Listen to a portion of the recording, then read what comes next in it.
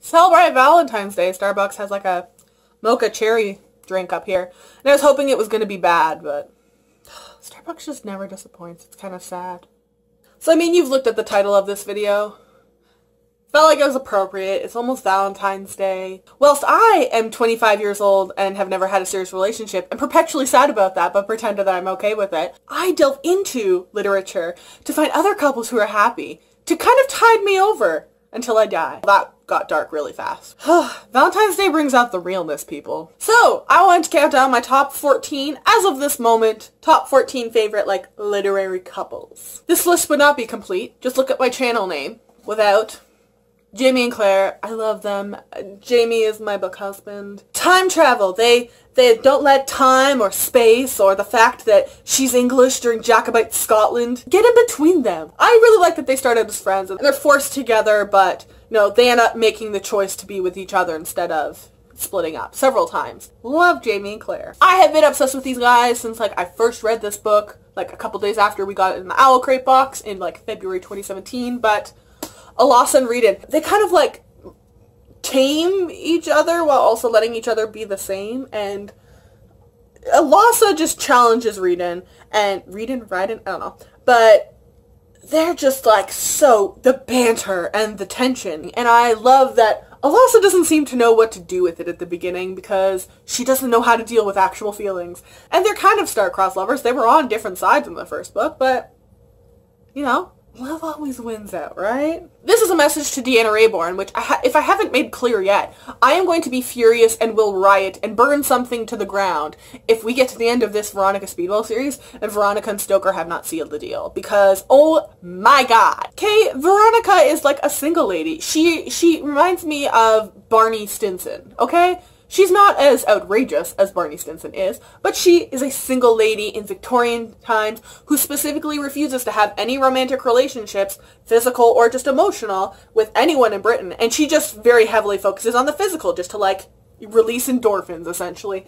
But then she meets Stoker, and they challenge each other, and he gets on her nerves, and she gets on his nerves. And in the third book that has just come out, A Treacherous Curse, it starts shifting from just sexual tension to an actual relationship. And I am so excited for this. They're there for each other, but they don't want to say it, and I just want to see who's going to be the first one to go up and say something. And I really, really need it to be Stoker because Veronica is such a strong personality. She needs someone to kind of combat that.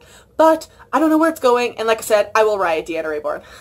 The Black Witch. This one's a little bit different because whilst I honestly love all of the pairings that have happened in this book, I am like beyond over the moon in love with Diane, and Rafe. Diana, what is it? I think it's Diana?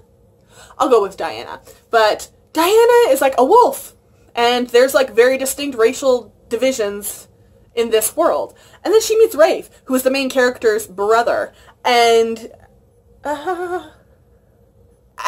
they just bond over the fact that they're so different, almost. It seems like they get to know each other and, like, identify all the stereotypes that they have of each other's races and species, and, like, it just, and then he's willing to change species, and she wants it, and, oh my god, and just, I literally have goosebumps. Oh my goodness. Diana's just hilarious nonetheless, and Rafe is kind of a perfect match for her. He's so interested in learning, and he's such an open-minded human being, and wanting to get to know about everything and everyone, and she would never bore him, and he would never bore her, which I think is really, really essential and key to both of their personalities. I need to know what's going to happen with them. In The Girl from Everywhere, there is a couple called Nyx and Cashmere, and I love them. They're just so coupley, it's adorable, and there's so much passion for each other, and I got all goosebumpy whenever you hear Nyx talking about Cashmere, because it's so blatantly clear that they love each other, and they're trying to, like,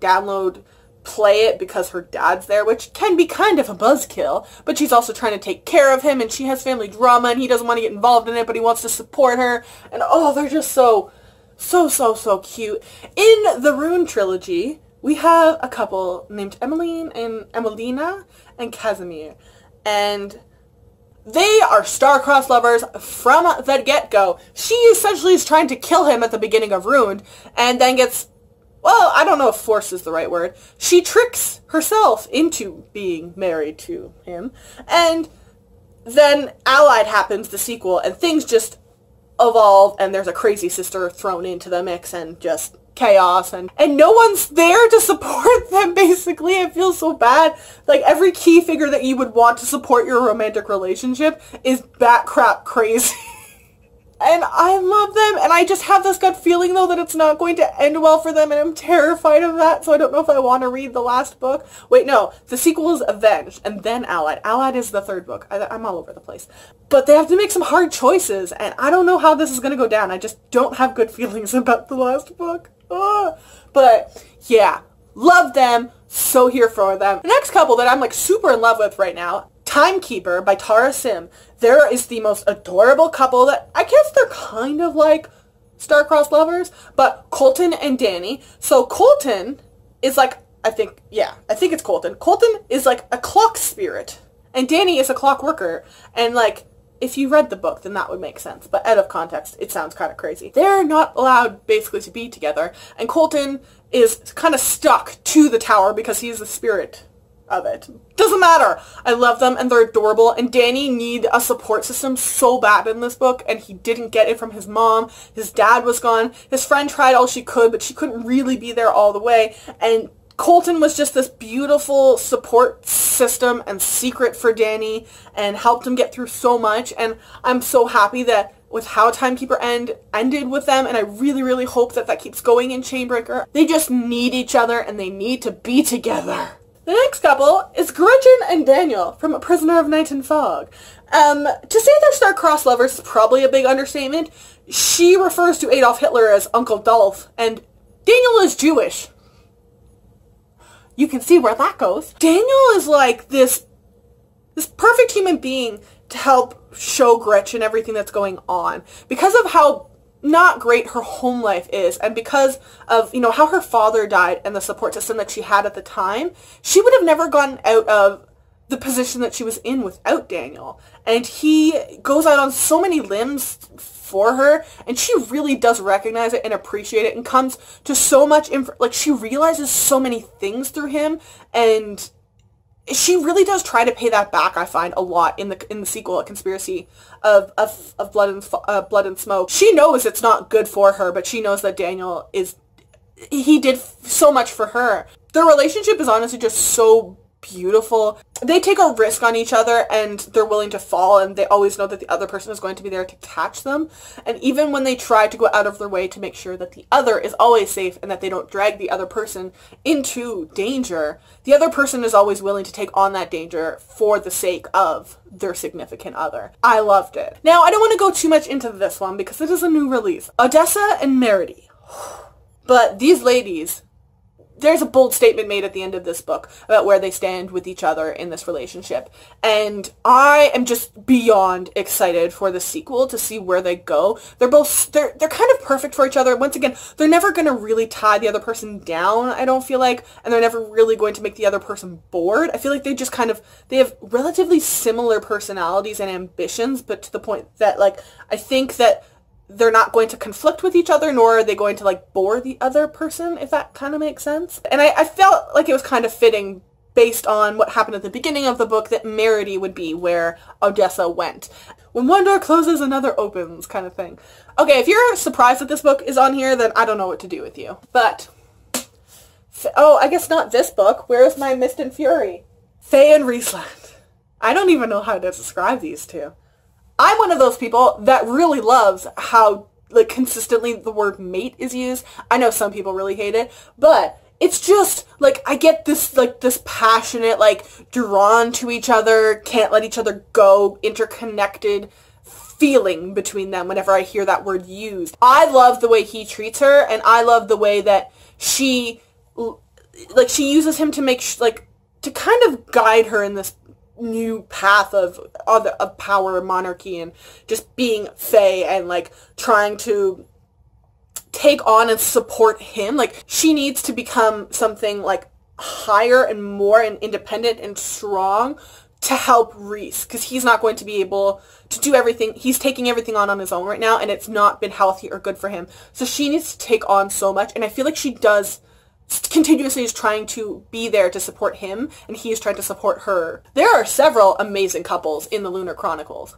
but Scarlett and Wolfe, oh my god, they're amazing together, and they are passionate, strong, independent, vocal human beings on their own, and together, oh my goodness. Love how much they strive to protect each other and make sure the other is safe and willing to put themselves at risk for the other person. Ezra and Caddy made me cry so many times, not like bawl the way I did with like The Book Thief or anything like that, but they made me cry, hiccup, gasp, whimper so many times in Illuminae, and when there was like the last 3/4 when we thought, if you've never, I don't want to spoil it, when you think this person is no longer this person, but then, oh, and then the ending.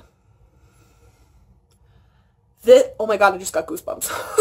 I need Obsidio is like the only way I can fully explain. I need to know how this ends. I need to know that they end up together and okay, but I'm horrified that it's not going to end up that way because Jay Kristoff is a monster.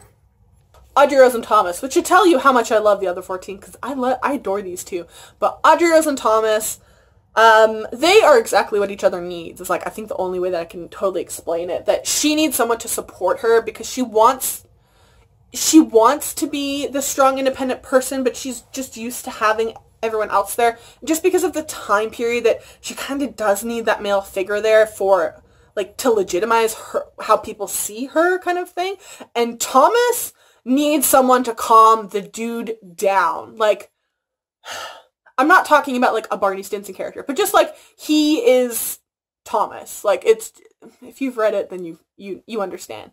But they're a great support system for each other. I love them. They support each other. And the last couple on this top 14 is Alyssa and Lorcan. Oh my god. I think they're in Empire Storms. I'm honestly totally blanking. It's such a hot mess right now. But Alyssa and Lorcan in the Throne of Glass series, don't even know what to do with them. Like, they're just perfect for each other. And the tension is so there.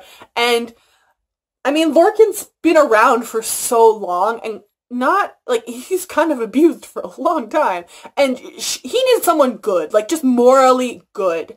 And that is Alyssa. And Alyssa needs someone who's going to support her and is strong. And she's just so, like, timid. I mean, like, at one point she's like, I want to find Selena, or whatever her name is by this point. Ugh, I forget. I want to find her. She just, like, defeated a bunch of, like, rogue ninja people. And then she's like, I want to find her and become her maid. And you're like, girl, like, stop underestimating yourself. That is what Lorcan is there for her for. They need each other to become, like, exactly what the best that they can be and what they do want to become. And I just love them. They're so underrated. Like, I'm just so excited to see how this series ends because I just have a feeling him and her are going to be okay. I don't know about everyone else. I have a horrible gut feeling about Lysandra. And Sarah J. Maas, she likes to do this to us, but... So those are currently in my top 14 couples in literature. Let me know who your favorites are in the comment section down below. And make sure to check the description box for links to all of these books, as well as links to all of my social media. If you follow me, I will follow you back.